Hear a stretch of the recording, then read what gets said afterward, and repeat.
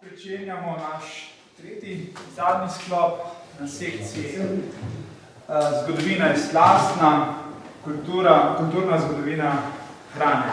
Naš prvi predavatelj v tem sklopu je dr. Mitja Guštin, redni profesor, ki je zaposlen na Univerzi na Primorskem in na Inštitutu za dediščino Sredozemlja, ki deluje v sklopu ZRS Univerze na Primorskem. Posveča se raziskovanju prazgodovinskih obdobij od neolitika do antike. V zadnjem obdobju se posebej intenzivno ukvarja z naselitvijo prvih Slovanov na področju med Jadranom in vzhodnimi Alpami ter z arheologijo srednjega in novega veka, s poudarkom na raziskovanju mestnih jeder Kopra in Pirana. V predavanju z naslovom Na zdravje, bratje Slovani, bo zagotovo marsikaj zanimivega povedal. Zato ga kar vabim k besedi.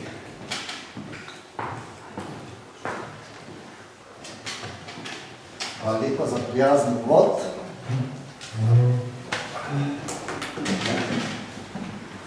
Seveda, jaz sem resno vzel, ko so rekli, da bo zborovanje z naslovom Zgodovina je slastna, potem so seveda to razširili.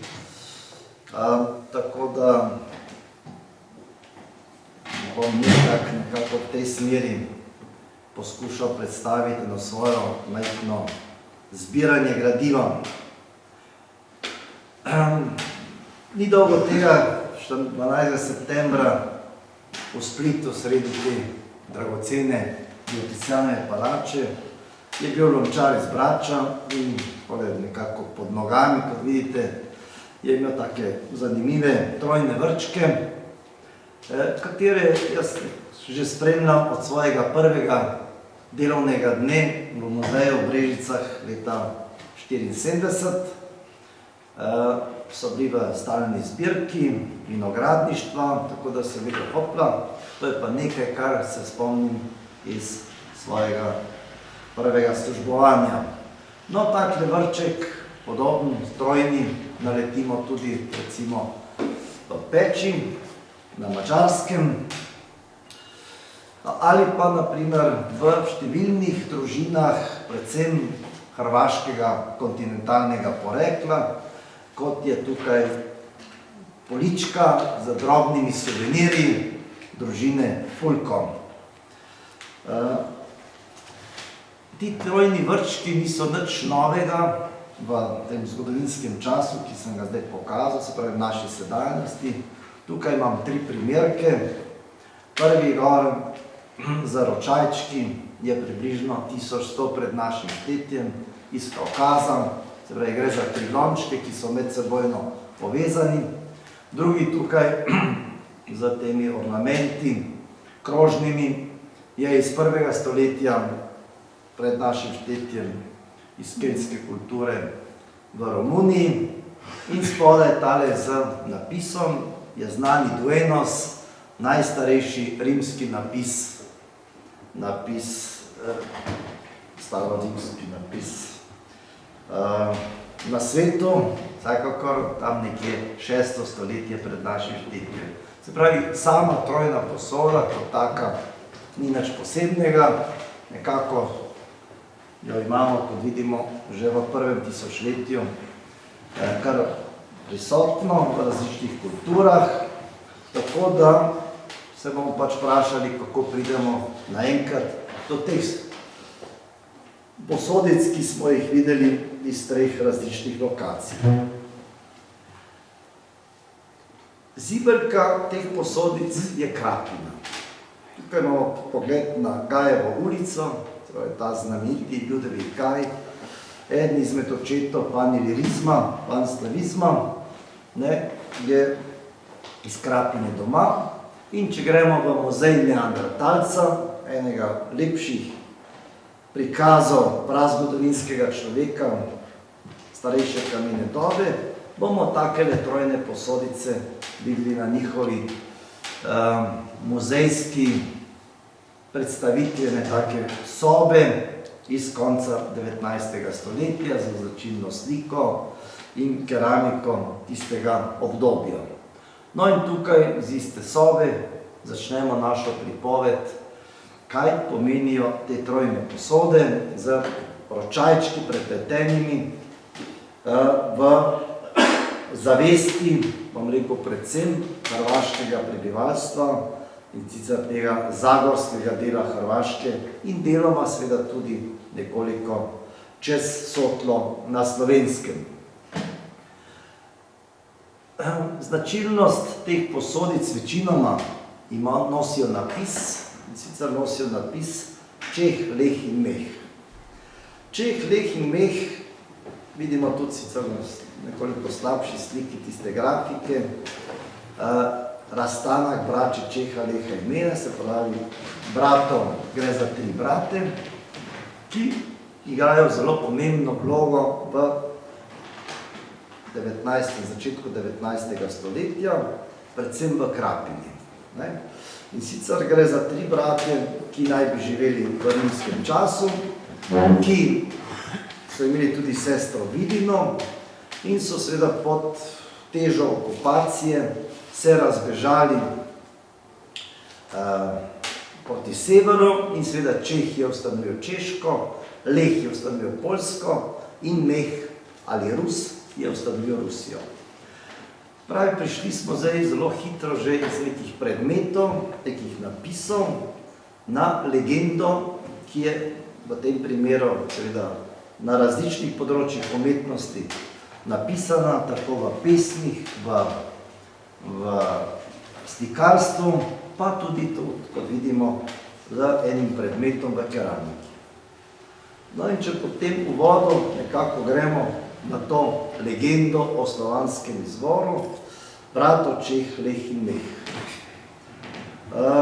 Ko sem prvič nekako hotel zvedeti, zakaj se gre, sem se obrnil na znanega slovenskega etnologa, Vilka Matičeta, in se rekel, a mogoče veste, kaj to se skriva za temi 3 besedami, in on seveda kot odlična raziskovalec rezije in bolj zahodnega dela slovenskega ozemlja, je rekel, veš, jaz mislim, da je to ena pravljica, ki v nasprotju z vsemi drugimi pravljicami, ki govorijo o 3 bratih in je ponavadi najmlajši brat tisti, ki tako ali drugače ustreže svojemu očetju, govori o složnosti teh bratov in da je ta pravljica, njeni koreni, da so seveda v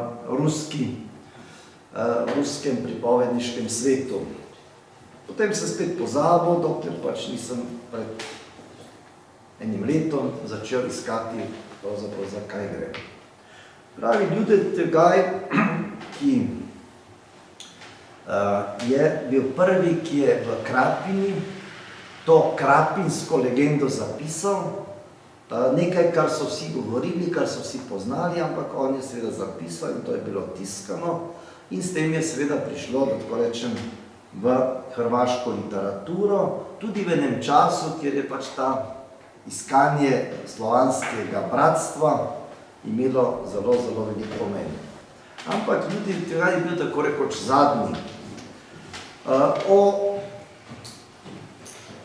domnevah ali pričakovanjih, da so vsi ti slovanski narodi na severu izvirajo iz juga, je pravzaprav prvi, ki je to napisal Nestor letopisec, že v daljnem 11. stoletju, ki je zagovarjal tezo, da seveda so Slovani, ki živijo danes pač tega do Baltika, prišli nekako iz tega Podonavja, Srema, tu Slavonije, in njegova zgodovinska teza je pravzaprav potem kar vedno znova se ponavljala, tako da tukaj naštevam nekaj pomembnih kronopiscev, ki so dejansko pravzaprav tej tezi dodajali, tako da govorimo že o nekem panonskem knezu, govorimo že o njegovih sinovih, se pravi v tem primeru pri Bogohvalom, Olehu, Rusu in Čehu.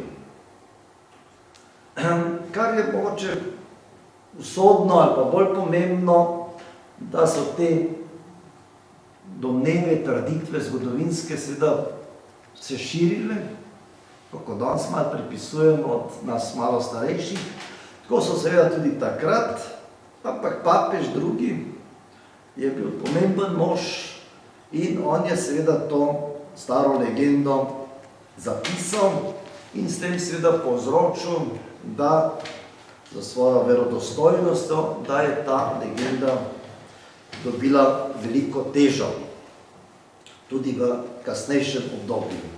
Se pravi, na eni strani imamo Ljudevita Gaja, ki zapiše nekaj, kar pripovedujejo ljudje, in na drugi strani vidimo, da so ti ljudje, kar so pripovedovali, dejansko imeli neke, recimo temu, zgodovinske podatke s pomočjo. Tudi naš Janez Vajkard-Valvazor med drugim pravi, da je 600 Slovanov leta 640 se odpravilo na sever in da je med njimi seveda Čeh osnoval Češko, Leh pa eksaktno 653 Poljsko. Ko je to nekaj, kar bi rekli zelo na kožo napisano avtohtonističnim teorijam, da smo seveda mi tukaj srčika slovanskega tega velikega debla.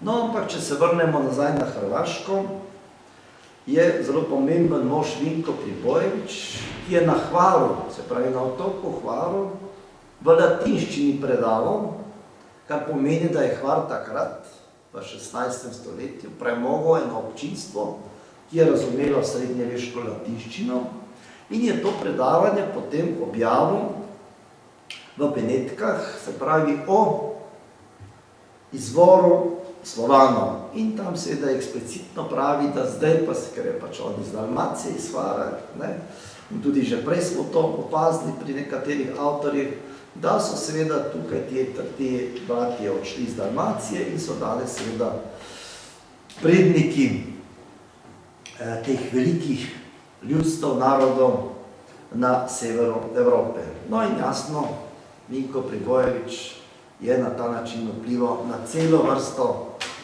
hrvaških zgodovinopiscev in književnikov, tako da je to potem na nek način v tem času živahnega slovenskega slovanske skupnosti, panslavizma, bilo nasplošno sprejeto. In kot mogoče zadnjega, ki ga želim citirati tukaj, pa ni bil zadnji časovno, ampak tako, je seveda Davorin Trstenjak, ki v tisti stari, arhaični slovenščini zapiše: slavna junaška viteška Panonija je nehala. To je bil junaški narod, bode vsak pritrdil, da to zgodovinsko črtico bere. Ali kakšnega plemena, kakšnega jezika je bil ta narod, bode marsikateri vprašal. Že 15 let, pravi, se trudim dokazovati, da so Panoni bili Slovani. V tem trdenju tudi še danes nisem opešal. Ali nisem jaz edini iziskovalec predhistoričnega slovanskega starinstva, kateri to trdi. 700 let, zdaj vidimo, on sicer se trudi, ampak že 700 let pred menoj je to trdil slavni ruski letopisec Nestor v Noriku, oziroma Iliriji. So bili prvi Slovenije, nekaj za njimi pa seveda vsi ostali, bolj ali manj smo jih že našteli, kateri Panonijo imenuje Mater et Altrix, matko in krmiteljico Slovanov. Takšna je bila ozadje, pravzaprav iz katere potem vidimo, pride do nazaj Krapine, vinske bratovščine in znamenite tovarne keramike Sonnenberg, ki je delovala v Krapini med leti 1880 in 1886. Krapina je majhno mestece, kakršne pač poznamo na Slovenskem, Brežice, Konice, nekaj podobnega. In v tej Krapini, seveda, ki pa ima blizu veliki Zagreb, na eni strani, na drugi strani so pa v Krapini ležišča prave gline, zato je tudi ta Sonnenberg in še pred njimi drugi razvili industrijo te kvalitetne keramike in naenkrat se pojavi sredi 19. stoletja, 3 posodice, na katerih piše Čeh, Leh in Meh, in v tem primeru, vas posebej opozarjam, piše Andenken von Krapina. Se pravi, gre za en vrček ali pa za 3 vrčke, gre za, lahko rečemo, enega najstarejših spominkov, suvenirjev, ki pa ni zrastel iz, bi danes rekli, turistično-letoviških pobud, ki pa je zrastel na čisto drugih pobudih, se pravi, na identifikaciji mesta Krapine z to legendo in seveda materializaciji skozi ta nazdravni vrček, kot ga radi rečejo, se imenuje Bilikum, se pravi Willkommen, ali pa recimo, kot rečemo strokovno, ker je pač sestavljen iz 3 čaš, Trilikum, ki pač predstavlja v 19. stoletju in še danes svojevrstno značilnost. Tako, vsa ta legenda, vsa ta panslavizem je bila tako močna, da, kot bomo videli tukaj, ni presenetljivo, da je varaždinska županija, v katero je sodila Krapina v tistem usodnem letu 1848, zavrgla stare simbole madžarske družine Erdődy in seveda v zastavo in grb postavila podobe 3 bratov, Čeha, Leha in Meha. V teh, jaz sem seveda arheolog, pa rad imam keramiko, tako da zdaj se boste malo nagledali keramičnih variant na te lončke. No, tukaj imamo eno staro sliko Krapinskega gradu. In ta Krapinski grad je seveda tudi eden izmed motivov, da recimo teh lepo reliefno, dragoceno oblikovanih posodicah, na drugih dveh je na strani grb Dalmacije, na drugi strani pa grb te varaždinske županije. To se nekako zmerno ponavlja. V različnih oblikah so te posodice potem poslikane, tu gre pa za to tehnologijo, ki je bila takrat zelo razvita. Spomnimo se samo recimo na slovenskem tovarni Šic v Celju, to je ta isti čas, ampak seveda tukaj v Krapini so bili zelo zagnani, pivci so imeli svoj vinski klub, so ga imenovali Krapinski bandrček, so tiskali statut in seveda vedno znova je bil v ospredju, seveda tudi imenovali so klub Bilikum, se pravi Willkommen, dobrodošli, Čeh, Leh in Meh. Tako da Krapinci so bili, kar se tega tiče, zelo zagnani. Tovarna bratov Sonnenberg jim je pa stala ob strani z različnimi serijami tovrstnih vrčkov, tako da to toliko, da pač malo vidimo, to je tam sopet tudi z napisom. In kar je zanimivo, tovarna Sonnenberg se je predstavila na svetovni razstavi na Dunaju, je tudi potem tam v tistem katalogu razstave eno poročilo, oziroma to je poročilo o razstavi v kamenini, se pravi v kamenini, v izdelkih te keramike smo imeli enega razstavljalca in to so ta Moritz Sonnenberg iz Krapine. Njegove servise za pivo in vrče z imeni Čeh, Leh in Meh so šli v roke mnogih kupcev. Tako da to je bilo splošno popularno. Niso bili vsi izdelki serijski, eni so bili tudi mogoče bolj unikatni, kot imamo tukaj, recimo ta vrček z Bog poživi prihodnika, se pravi gosta, ki pride, ali pa tukaj z motivi 3 moških meščanskih figur. In seveda to keramiko, ne ravno na vsakem izdelku, ampak številne nosijo ustrezne znake, po katerih pač lahko identificiramo, da je ta lončenina, da je ta keramika bila izdelana v Krapini. Se pravi, za časa tovarne Sonnenberg, smo rekli, 1880 do 1886. Med posebne izdelke sodi ta prekrasni komplet pladnja trojnega vrčka, ki ga je dobil ob svojem jubileju August Šenoa ne, in so ga 1878 posebej naročili, posebej izdelali, ne nosi napisa, nosi pa seveda tiste takrat narodne barve. Še eno je seveda znan romanopisec in tukaj, da se malo spomnimo, ko smo bili mladi, smo to Čuvaj se senske ruke, pa Seljačka buna, to smo vse poznali. No, če zdaj gremo iz Sonnenberga, pa želim pokazati eno drugo skupino. Dobro, tukaj gre za umetno obrtno šolo v Zagrebu in za znamenito tovarno Solnaj v Peči.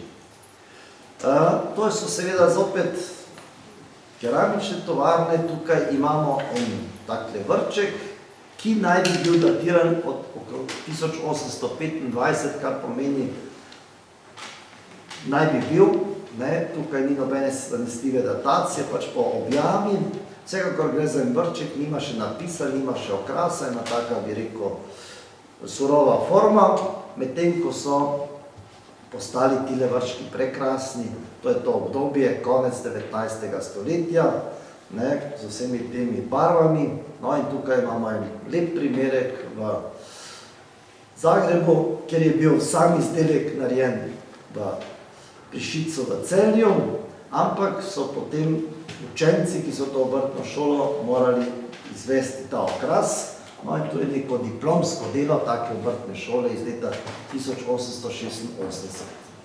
Zelo zanimiv in podoben je tale izdelek iz Peči, tukaj vidite, piše CCH, LGH, MGH, se pravi v mađarski tovarni so pravzaprav prevzeli ta ne samo obliko keramike, ampak tudi te napise, kajti seveda to je eno območje, kjer na veliko govorimo jasno o večnarodnostnih in tako naprej. V glavnem, ta tovarna je delala krasne takele vrčke, imamo pa seveda iz etnografske zbirke v Peči tudi en tak običajen keramični vrček, delo lokalnih lončarjev, ki je pač tja prišel sigurno s kakšnim Hrvatom.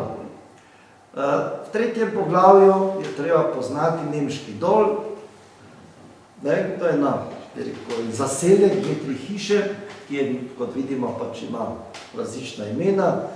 Tovarna se je tja preselila 1887 in je delovala do konca prve svetovne in z tega poznamo eno serijo na podlagi signature in če bežno gledamo, vidimo, da so okrasi, izdelki podobni, zopet se pojavljajo Čeh, Leh in Meh, ampak včasih pač tudi nekaj drugega, kako tukaj Vasvir Liben, seveda notri je bilo vino. In pa ta komplet te keramike imamo srečo iz tega območja, da je v Zabukovci pri eni družini ohranjeno še več takih iz istega servisa predmetov in, kot vidite, tudi poseben žig iz tega časa. No in zdaj za zaključek en hiter pregled raznolikosti. Reichenfels je na avstrijskem Koroškem, Gottlieb Uns piše na tem vrčku, je iz istega koncepta, kot seveda vse to, kar smo do zdaj videli, in potem seveda različni lončarji, predvsem v Hrvaškem Zagorju, so izdelovali pa svoje, rečemo temu, navadne, pa bolj preproste izdelke, včasih tudi precej zahtevne, tako da imamo tukaj eno zelo, zelo široko paleto. No, če gremo danes nazaj v tisti muzej v Krapini, imajo na polici 3-4 takšne variante, cena 150 kun je tudi kar precej zasoljena, ampak tile oblike, tako ali drugače, drobni kombinaciji so še danes aktualne, kot vidimo tukaj na tem primerku, Gumi Impexa iz Varaždinskih toplic iz leta 2002, kot odmev pravzaprav, mogoče celo že na pozabljene panslavizem in tako naprej, ampak odmev neke tradicije, zagorskega spominka, kot je. In čisto za zaključek, pogled na Kamnik.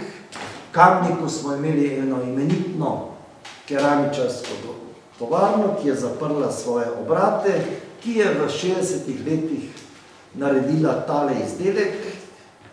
Danes ta primer shranjen v Metliškem muzeju, ampak se točno ve, da je pač v nekem trenutku kamniški svit se odločil, da bo to staro zgodbo nekako na modern način dizajniral in ponudil na trgu, kajti trg je pravzaprav bil dovzeten za to, še posebej, kot sem rekel, tam na obeh stranih Sotle in v Zagorju. No in za zaključek tale pogled na en tak mehen tridikom, na en tak mehen vrček z obrazom, ki mu rečemo pika, pika, pikica, to je lepa slikica, se pravi en izdelek, ki je ležal na tleh, takrat, ne vem, za en mehen nam, danes bi rekli za €1, na antikvarnem trgu, in ko sem jaz to našel, sem ga pobral in po zaslugi tega izdelka sem vam lahko danes predstavil celo paleto teh vrčkov. Hvala lepa.